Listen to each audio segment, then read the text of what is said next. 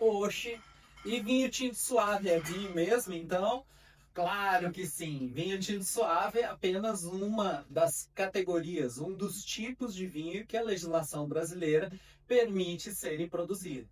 E a expressão suave tem a ver com a concentração de açúcares residuais. Portanto, atente. Se você diz para alguém, eu gosto de vinho suave, você está dizendo que gosta de um vinho com bastante açúcar residual.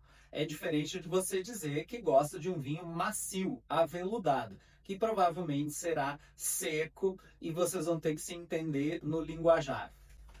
Bom, eu sou o Lisandro Neis, enólogo e sommelier, e hoje eu vou falar um pouquinho e também te mostrar alguns tipos de vinho, e que são totalmente diferentes dos estilos, que serão falados em outra aula.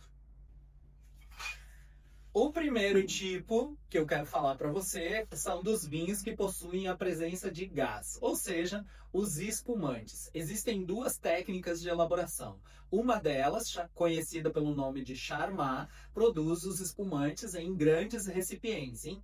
São tanques que resistem à pressão e têm controle de temperatura e produzem espumantes a partir de 10.000 litros. Esses espumantes tendem a ser leves, frescos, mais fáceis de beber. E a gente encontra no mercado tanto brancos quanto rosés ou até espumantes tintos. Se eu fosse você, procuraria para provar. Em alguns casos, no segundo método, que é o método tradicional, a segunda fermentação do vinho base é feita dentro da garrafa. Portanto, nós temos um espumante muito melhor elaborado, mais minucioso, com sabores variados. E todos os subprodutos de fermentação, incluindo o gás, ficam presos aqui dentro da garrafa. Neste caso aqui, é um tipo de espumante que passou pela fermentação na garrafa, mas o produtor quis manter os resíduos da fermentação dentro dela e entregou no mercado com a tampinha tradicional. Podemos dizer que o estilo Surly é muito mais um estilo do que um tipo, né? O tipo é um espumante, no estilo Surly. Então você já está aprendendo as duas coisas, você está percebendo, né? Ok? Então, sempre que tivermos um espumante numa garrafa assim ou parecida, ela pode ter sido elaborada em grandes tanques, que o preço é um pouquinho mais baixo, ou foi produzida dentro da garrafa, que é o preço um pouquinho mais alto, mas é uma qualidade bem específica, bem superior e que você merece conhecer uma hora dessas. O segundo tipo que eu vou mostrar para você tem a ver com a cor. Ou seja, quem é que não conhece os tipos de vinho? Branco, rosé e tinto, não é mesmo? E por que eles têm essa cor? Basicamente por causa da uva.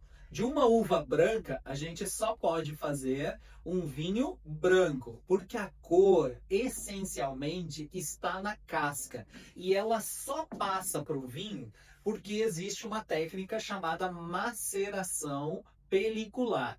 Quando esmagamos aquela uva, a casca fica em contato com esse suco por um número X de horas. Quanto mais tempo, mais cor passa da casca para aquele suco. Então, é por isso que nós temos tonalidades diferentes de vinhos rosés, por exemplo. Alguns com menos tempo da casca no suco e outros com mais tempo de maceração pelicular. Falado isso, é muito importante você saber que em caso dos tintos, a gente precisa de muito tempo de contato das cascas com o suco para extrair direitinho a característica de cor de cada variedade. Vale ressaltar como exemplo o Taná e o Pinot Noir. Eles estão em dois extremos. O Pinot tem pouquíssima cor, muito leve de cor, quase translúcido, enquanto o Taná entrega notas violetas, super fortes, né, que são intransponíveis pela luz. O resultado disso é o contato. Mas, claro, existe a genética de cada planta.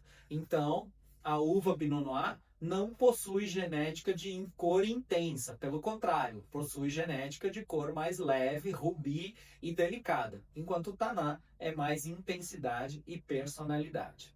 Você já percebeu que muitos dos vinhos não possuem o nome da uva no rótulo?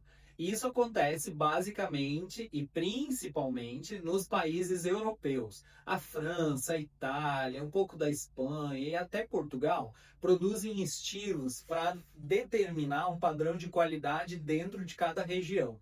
E as regiões é que são especialistas em determinadas uvas. Quando eles evidenciam a região, eles estão querendo propor para você que o estilo de vinho daquela região toda é muito parecido. Depois você que descubra que uva eles utilizaram. E é mais ou menos assim mesmo.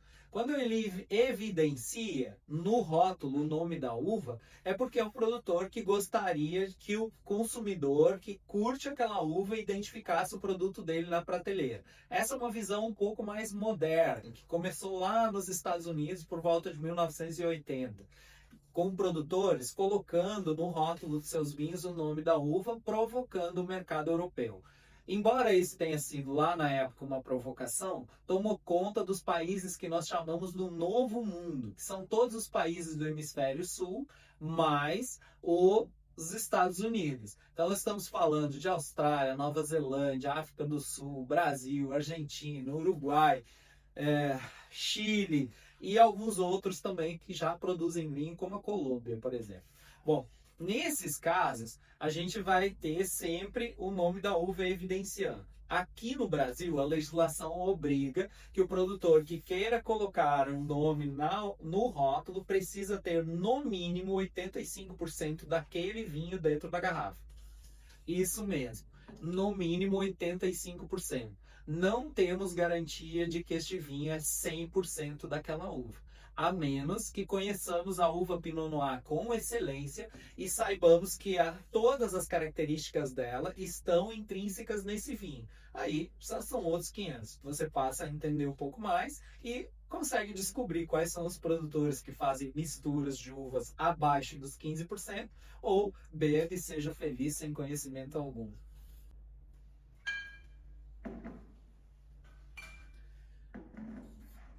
Um delicioso estilo e também tipo de vinho são os vinhos de sobremesa.